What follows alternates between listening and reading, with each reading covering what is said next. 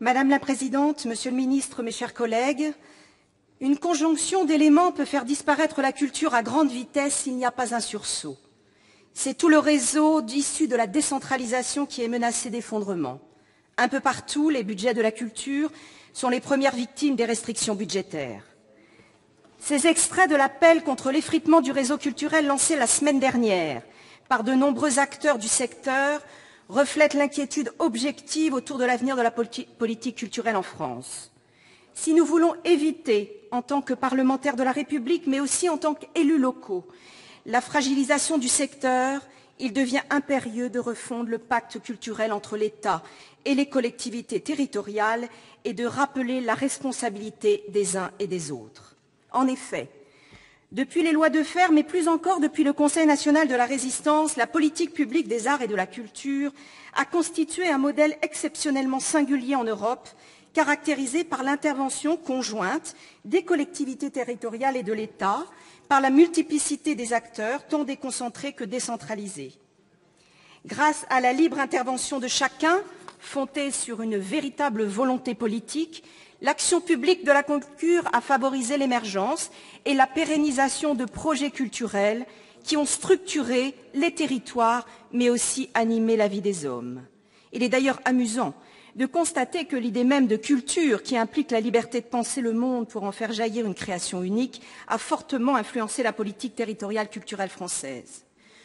Pour autant, on le sait, ce nouvel acte de décentralisation, dont le projet de loi présentement examiné en est une traduction, a une logique toute différente, celle de la clarification par bloc de compétences, sauf, je l'ai dit, par la culture, le sport et les tourismes.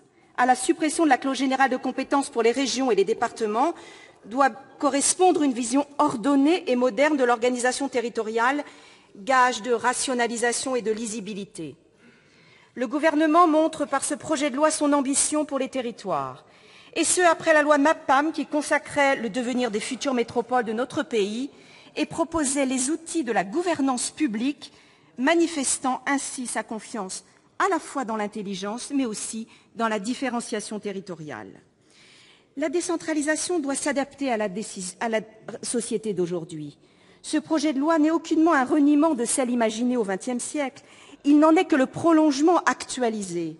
Comme les pères fondateurs de cette politique dite libératrice, nous devons édifier ensemble et à partir des pierres posées par ces premiers architectes, la décentralisation du XXIe siècle, fondée, bien sûr, sur des valeurs d'égalité et de solidarité. Cependant, la modernité ne peut être aveuglée par l'idéologie du changement pour le changement. La réussite du modèle culturel et sportif français, je l'ai dit, est une réalité.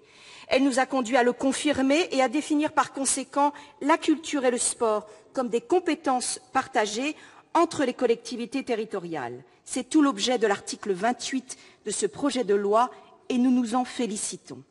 Cet article aurait d'ailleurs pu embrasser la vie associative dans son ensemble.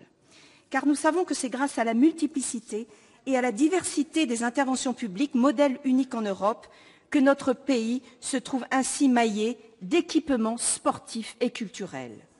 Toutefois, dans un contexte de contraintes budgétaires, et dès lors que certaines collectivités territoriales vont avoir des compétences obligatoires, il convient impérativement de veiller à ce que la culture et le sport, compétences partagées, je le répète et que nous défendons, ne deviennent pas des compétences résiduelles, voire optionnelles.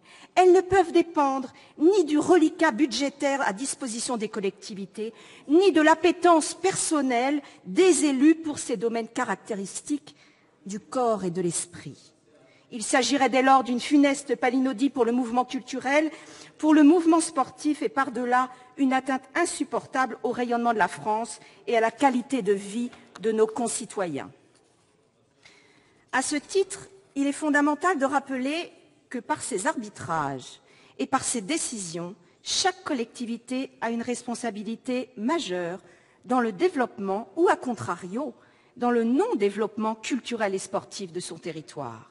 Et en ce moment, malheureusement, vous le voyez, dans certaines villes et dans certaines collectivités, cela se ressent fortement. C'est pourquoi nous proposerons que chaque niveau de collectivité territoriale contribue financièrement au développement de l'art et de la culture à l'échelle de son territoire. Car soyons honnêtes, la participation de nature financière est la seule marque d'un véritable engagement. Mais cet engagement est élégant lorsqu'il est habillé de mots, mais il devient beau lorsqu'il se couvre de faits. Parallèlement, nous avons déposé plusieurs amendements dans une option constructive afin d'améliorer cette gouvernance territoriale quant à l'exercice des compétences partagées. Gouvernance territoriale que l'État se doit d'accompagner et de soutenir ardemment. C'est tout l'objet de la philosophie de ce texte et de nos propositions futures. Je prône notamment pour que des schémas territoriaux de développement culturel et de développement sportif, cela existe déjà beaucoup dans le domaine du sport, non prescriptifs, puissent être élaborés dans le cadre des CTAP. Ce sera un gage de meilleure organisation de l'action publique, mais surtout adapté aux spécificités territoriales. De la même manière, chers collègues, il faut se souvenir que la décentralisation culturelle ne s'est jamais construite contre l'État. Au contraire, le dialogue entre les services déconcentrés de l'État et les collectivités territoriales a été propice à l'avènement de nombreux projets culturels désormais parfaitement intégrés au paysage national. Mais d'un État qui se veut encore trop prescripteur, nous devons tendre vers un État plus partenaire, plus garant d'un égal accès à la culture pour toutes et pour tous, singulièrement pour les plus jeunes, mais aussi sur tous les territoires. Aussi, l'étape future devra être l'adaptation des missions de l'État à cette nouvelle organisation territoriale. Je me permettrai, pour terminer, de reprendre les mots de l'appel contre l'effritement du réseau culturel. Il faut que la culture, mais je pourrais le dire pour le sport, ait une place particulière dans la loi de la réforme territoriale et que l'État garantisse sa création, son maintien et son développement partout sur le territoire. À titre personnel, je suis d'ailleurs convaincue que la liberté est inhérente à l'idée de culture et donc à la politique publique de la culture. Comme l'écrivait si intelligemment Jean Grenier, philosophe ami de Louis Guillou, il n'y a pas de culture sans liberté de la culture, mais il n'y a pas de culture de la pensée sans liberté de penser. Les collectivités territoriales doivent alors continuer à être libres d'agir pour la culture afin d'offrir aux gens, tel que le disait Jean Vilar, ce qu'ils ne savent pas encore qu'ils désirent. Je vous remercie.